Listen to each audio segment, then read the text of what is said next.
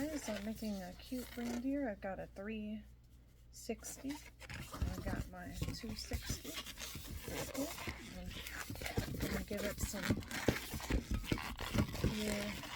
twists. Like that. So I like to do a 3 cluster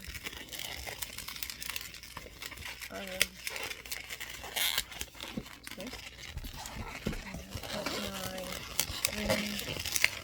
Nozzle on the top to where I have this right here.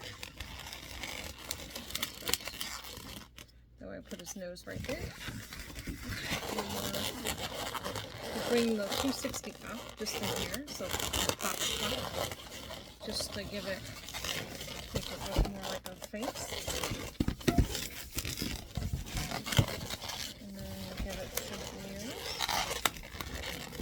Just 2 regular loops, just like the flower petals, basically. Getting the flower petals.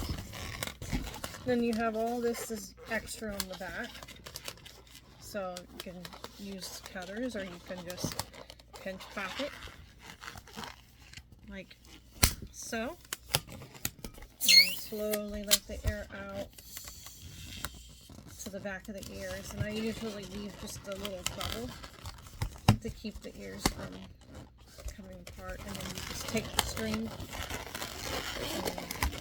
pull back through the ears and do his neck, just a normal little pair of legs, just like you would do like a regular pair of legs. So you got his body and his legs, his middle section like that, and then you need another pair of legs, and then the last bit at the end is his tail. I like to pop the tail between the back legs to keep it from falling apart. Sometimes they like to unravel, and you got a cute little deer body. I've got my 160 golden.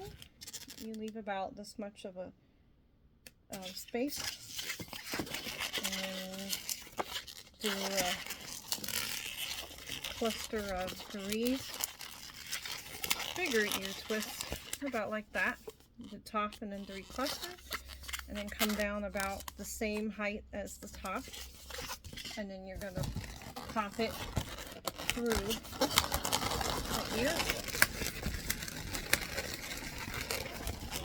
Like so. And then continue on the same way we did the last one. This one's very advanced. I usually I pre-make a bunch of these when I go out. And if you want to, if you have the time, you can hide the tops of those nozzles. The tops, I pull them down to kind of make the antler smooth, like a smooth cluster. And then I save my red scraps all year, especially where there's no nozzle at the top, so it's smooth. And then you and there's lots of different ways to make reindeer, but I always like to see where they always have a red nose. And you could make your eyes and pop them through under here, or you can take a white marker and just kind of just paint marker on. The only thing with paint marker, before you hand it off, I do 3 swooshes, like I hold the balloon and I go up and down just to kind of dry it off some. Like one time a kid will hug the balloon and get it on their clothes. That's one reason why I pre-make a bunch, so I can hand some out. But you're just drawing the eyes. You can use stickers. Sometimes I use googly eye stickers, so that's another option. I like to draw them. It makes them look like cartoonish. It's a nice, cute, cartoonish deer. And then you can put a little scarf on his neck if you're feeling extra fancy. So, usually I like to use green or blue.